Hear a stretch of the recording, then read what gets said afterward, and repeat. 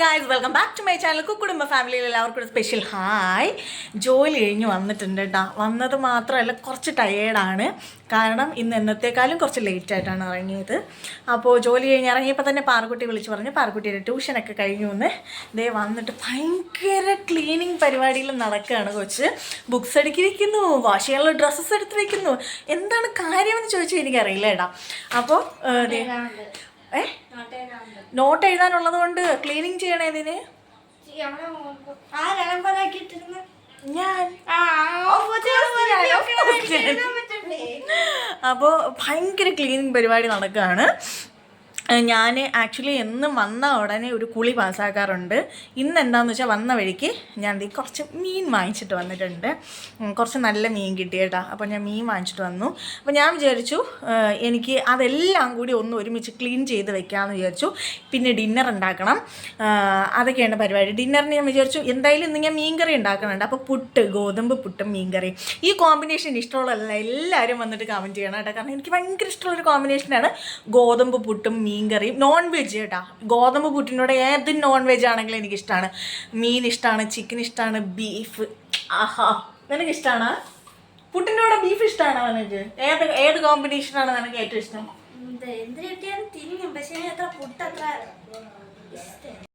പാറിന് ഏതാണ് ഏറ്റവും ഇഷ്ടമുള്ള കോമ്പിനേഷൻ?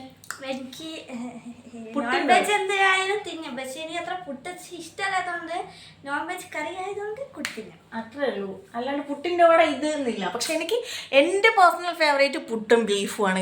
ചില ദിവസം ഉണ്ടല്ലോ രാവിലെ നോൺ വെജ് തിന്നാനായിട്ട് ഇഷ്ടമുള്ളൊരു വ്യക്തിയാണ് ഞാൻ. എനിക്ക് മുട്ടയല്ല ഞാൻ ഉദ്ദേശിക്കണം.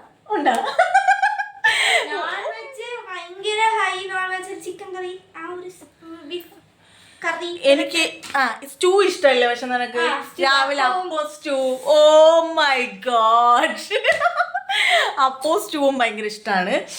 അപ്പം എനിക്ക് ഈ നോൺ വെജ് മുട്ട എനിക്ക് അത്ര താല്പര്യമുള്ള മുട്ടക്കറി അത് നമ്മൾ എപ്പോഴും കഴിക്കണതാണല്ലോ രാവിലേക്ക്. അതുകൊണ്ടായിരിക്കും എനിക്ക് അതിനേക്കാളും ഇഷ്ടമെന്ന് പറയണത് അല്ലാതെ ബീഫ്, ചിക്കൻ, മീൻ കറി അതൊക്കെ എനിക്ക് രാവിലെ കഴിക്കണത് ഭയങ്കര ഇഷ്ടമാണ്.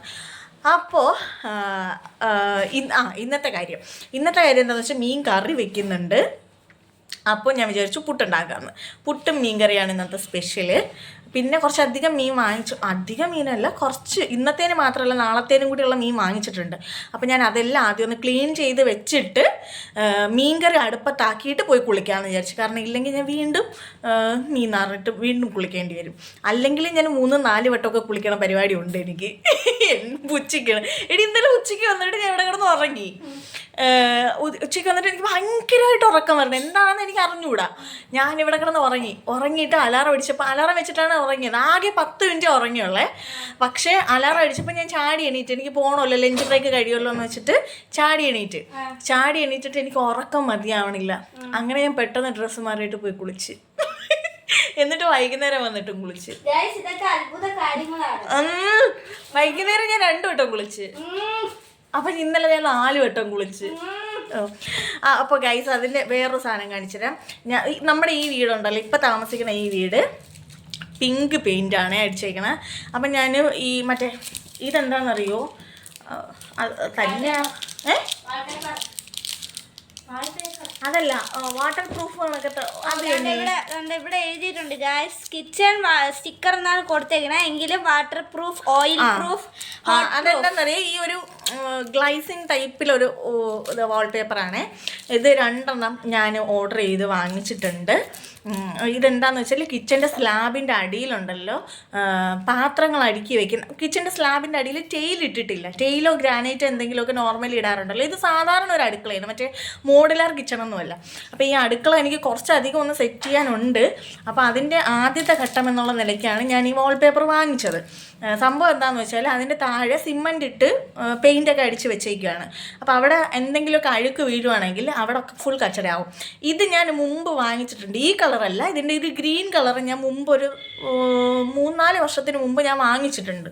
അപ്പോൾ അതുകൊണ്ട് എനിക്കിത് അറിയാം. ഇതെന്താണെന്ന് വെച്ചാൽ ഭയങ്കര യൂസ്ഫുൾ ആയിട്ടുള്ള കുറച്ച് പൈസ ഉള്ളൂ കേട്ടോ. 2 170-180 കണ്ടേ ആയുള്ളൂ.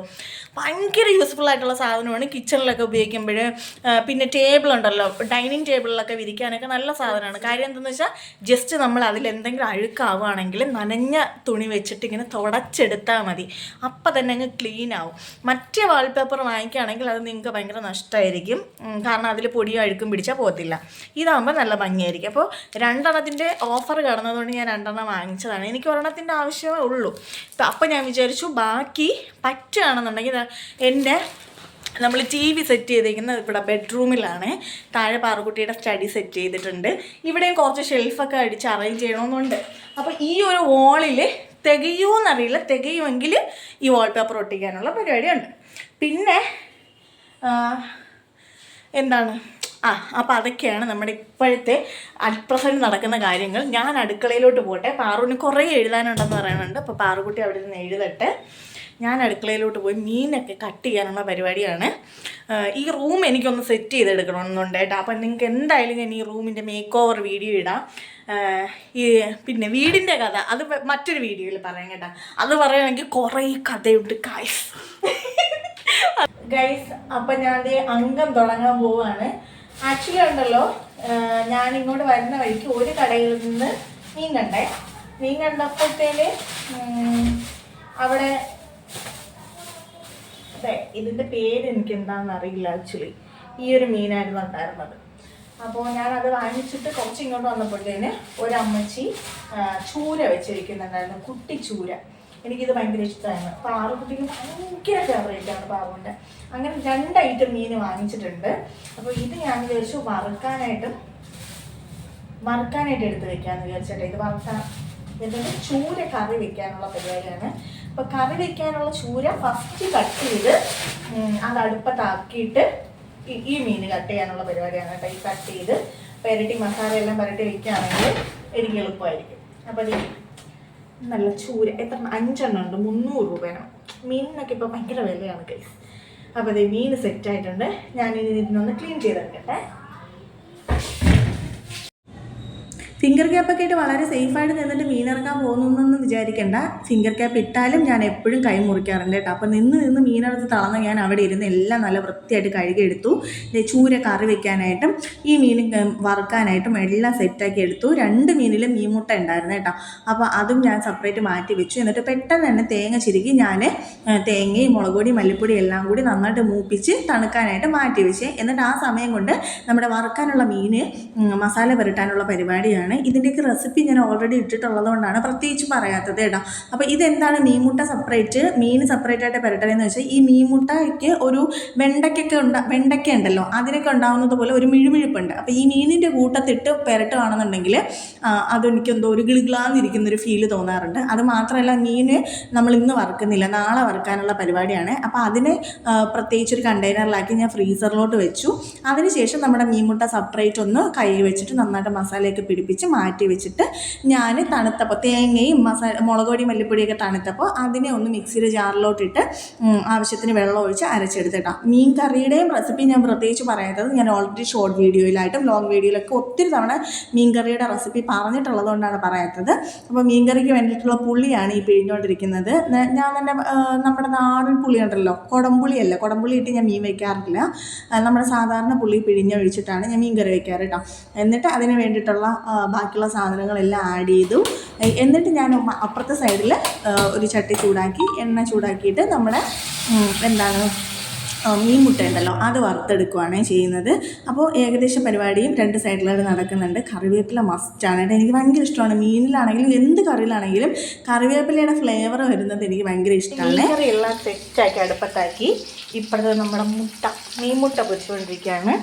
കിച്ചണെല്ലാം കുറച്ചിങ്ങനെ കച്ചടയായി കേട്ടോ.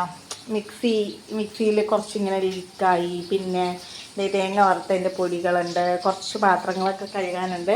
അപ്പോൾ ഈ പണിയെല്ലാം ഫിനിഷ് ചെയ്തിട്ട് പുട്ടുണ്ടാക്കാമെന്ന് വിചാരിക്കുകയാണേ. മീൻകറി അടുപ്പത്തായപ്പോൾ തന്നെ എൻ്റെ പകുതി പണി കഴിഞ്ഞിട്ടുണ്ട്. ഇനി ക്ലീനിങ് പരിപാടിയാണ്. ഞാൻ പറഞ്ഞില്ലേ മിക്സിയിലൊക്കെ ഒത്തിരി മീനിൻ്റെ അരപ്പായിട്ടുണ്ടായിരുന്നു. അപ്പോൾ അതെല്ലാം ഒന്ന് തുടച്ച് വൃത്തിയാക്കി അടുപ്പും സ്ലാബും ഒക്കെ ഒന്ന് വൃത്തിയാക്കി എടുത്ത് പാത്രം കഴുകി എടുത്തിട്ട് അത് കഴിഞ്ഞതിന് ശേഷം ഞാൻ പുട്ടുണ്ടാക്കാനുള്ള പരിപാടിയിലാണ്. അപ്പോഴത്തേനും നമ്മുടെ മീൻമുട്ട ഫ്രൈ ആയി വന്നിട്ടുണ്ടായിരുന്നു. ഞാൻ കുക്കർ അടുപ്പത്ത് വെച്ചിട്ട് ചിരട്ട പുട്ടുണ്ടല്ലോ, നമ്മുടെ കുഞ്ഞ് പുട്ടുകുറ്റിയിലല്ല മറ്റേ ചിരട്ട പുട്ടിലാണ് ഞാനിന്ന് പുട്ടുണ്ടാക്കുന്നത്. ഗോതമ്പ് പുട്ടാണ് ഉണ്ടാക്കുന്നത്. അപ്പോൾ ഞാൻ മാവൊക്കെ എടുത്ത് നന്നായിട്ട് മിക്സ് ചെയ്ത്, എനിക്കിങ്ങനെ പുട്ട് കട്ട പിടിച്ചിരിക്കുന്നത് എനിക്കിഷ്ടമില്ല, തരിതരിയായിട്ടിരിക്കണം കേട്ടോ. അപ്പോൾ മാവ് കുഴച്ച് ഒരു പരിവായപ്പോഴത്തേന് തന്നെ മീൻകറി തിളച്ച് നന്നായിട്ട് വെന്ത് വന്നിട്ടുണ്ട്. പിന്നെ ഞാനത് സിമ്മിലോട്ട് ഇട്ടിട്ട് പുട്ടുണ്ടാക്കാനുള്ള പരിപാടിയായിരുന്നു. പെട്ടെന്ന് തന്നെ പുട്ടും അടുപ്പത്തോട്ടാക്കി കേട്ടോ. ഞാൻ ഈ ചിരട്ടപ്പുട്ട് വാങ്ങിച്ചതിന് ശേഷം സത്യം പറഞ്ഞാൽ മറ്റേ നോർമൽ നമ്മുടെ പുട്ടുകുറ്റി ഉണ്ടല്ലോ അതങ്ങനെ യൂസ് ചെയ്യാറേ ഇല്ല. ഞാൻ ഒരു സെറ്റ് പുട്ട് അടുപ്പത്ത് വെച്ചിട്ട് ഓടിപ്പോയി മേലെ എഴുതിയിട്ടൊന്നേ സിമ്മിലിട്ടിട്ട് എന്നിട്ട് രണ്ടാമത്തതും കൂടി അടുപ്പത്താക്കി പെട്ടെന്ന് അവിച്ചിട്ട് വന്ന് കട്ടനും കൂടി ഉണ്ടാക്കി കേട്ടോ. അപ്പോഴത്തേന് പാറക്കുട്ടി ഭയങ്കര എഴുത്താണ്, പാവം കേട്ടോ. ഇപ്പോൾ 8ാം ക്ലാസ്സിലായപ്പോൾ ഒരുപാട് എഴുതാനുണ്ട്. എന്നോട് വന്ന് എന്നും പരാതി പറയും, അമ്മ പഠിക്കാനുള്ള സമയം കിട്ടുന്നില്ല, അത്രയ്ക്ക് എഴുതാനായിട്ട് തരുന്നുണ്ട്, ഒരുപാട് എഴുതാനായിട്ട് തരുന്നു, എനിക്ക് പഠിക്കാൻ സമയം കിട്ടുന്നില്ല എന്ന് പറയുന്നുണ്ട്. എന്നിട്ട് ഞാൻ കരുതി പാവല്ലേ എഴുതട്ടെ എന്ന് വെച്ചിട്ട് ഞാൻ പുട്ടും മീൻകറിയും കൂടെ വാരി കൊടുക്കാണ്. പാറു ഭയങ്കര ഫുഡിയാണ് എന്നെ കണക്ക്. പാറുവിന് ഭയങ്കര ഇഷ്ടമാണ് മീൻകറി, അടിപൊളിയായിട്ടുണ്ട്, സൂപ്പറായിട്ടുണ്ടെന്നൊക്കെ പറയുന്നുണ്ട് എൻ്റെ അടുത്ത്. പിന്നെ മീൻമുട്ടയും കൂടി വെച്ച് കൊടുത്തപ്പോൾ അവൾക്ക് ഭയങ്കരമായിട്ട് ഇഷ്ടപ്പെട്ടു. പതിവിലും കൂടുതലായിട്ട് അവൾ ഫുഡ് കഴിച്ചേട്ടാ, ഭയങ്കര ഹാപ്പി. അവൾ ഒരു കറിയാണ് ഉണ്ടാക്കുന്നതെങ്കിലും അത് ഭയങ്കര ടേസ്റ്റി ആയിട്ട് കൊടുക്കുകയാണെങ്കിൽ ആസ്വദിച്ച് കഴിക്കുന്ന കൂട്ടത്തിലുള്ളതാണ് പാറുക്കുട്ടി. എൻ്റെ അതേ സ്വഭാവമാണെന്ന് എനിക്ക് തോന്നാറുണ്ട് അതിൽ. അപ്പോൾ നന്നായിട്ട് കഴിച്ചിട്ടുണ്ടായിരുന്നു. കട്ടനും കൂടി ചേർത്ത് കഴിച്ചപ്പോൾ ഭയങ്കര ടേസ്റ്റ് ആയിരുന്നു. അവൾക്ക് വാരി കൊടുത്തിട്ട് അതിൻ്റെ ഇടയിൽ കൂടി ഞാനും കൂടി അങ്ങ് കഴിച്ചേട്ടാ. എനിക്കും ഭയങ്കരമായിട്ട് ഇഷ്ടപ്പെട്ടു. ഞാൻ ഉണ്ടാക്കിയ ഫുഡ് ഞാൻ തന്നെ നല്ല ടേസ്റ്റ് ഉണ്ടായിരുന്നു എന്ന് പറയുന്നത് ശരിയല്ലെന്ന് അറിയാം, എന്നാലും ഞാൻ മോശമായിട്ടുള്ളത് മോശം തന്നെ പറയും കേട്ടോ. എനിക്ക് ഞാൻ ഉണ്ടാക്കുന്ന മീൻകറി ഭയങ്കര ഇഷ്ടമാണ്. എല്ലാവരും ഉണ്ടാക്കുന്ന കറികളിൽ ഒരു സിഗ്നേച്ചർ ഐറ്റം ഉണ്ടാവുമല്ലോ, ഞാൻ ഉണ്ടാക്കുന്ന മീൻകറിയാണ് മിക്കവരും നല്ലതാണെന്ന് പറഞ്ഞിട്ടുണ്ടായിരുന്നത്. അപ്പോൾ അതുകൊണ്ട് എനിക്ക് എൻ്റെ മീൻകറിയിൽ ഭയങ്കര കോൺഫിഡൻസ്. ഞാൻ വലിയ കാര്യത്തിൽ കിടക്കാമെന്നൊക്കെ വിചാരിച്ച് ബ്രഷ് ചെയ്യാൻ പോയപ്പോൾ പാറു പറഞ്ഞു നോ ബ്രഷ് ചെയ്യരുത്, കാരണം എൻ്റെ കുട്ടിയുടെ കയ്യിൽ ചോക്ലേറ്റ് ഉണ്ട്. ഡയറി മിൽക്ക് കൊതിച്ചുകളാണ് ഞങ്ങൾ രണ്ടുപേരും. അല്ലേ പാറിൻ്റെ ഫേവറേറ്റ് ചോക്ലേറ്റ് ആണ് അല്ലേ? എൻ്റെതും ഫേവറേറ്റ് ഡയറി മിൽക്കാണ്. സോ ഭയങ്കര ഇഷ്ടമാണ്. നമ്മൾ മറ്റേ വലിയ ഡയറി മിൽക്കിൻ്റെ പാക്ക് ഉണ്ടല്ലോ, അതൊക്കെ ഒച്ചയിരിക്കുന്നിരുന്നത്. നമുക്കൊരു ദിവസം ചലഞ്ച് വെച്ചാലോ? വലിയ മറ്റേ ഡയറി മിൽക്കിൻ്റെ പാക്ക് ആരാണ് ഫസ്റ്റ് കഴിച്ചു തീർക്കണേ?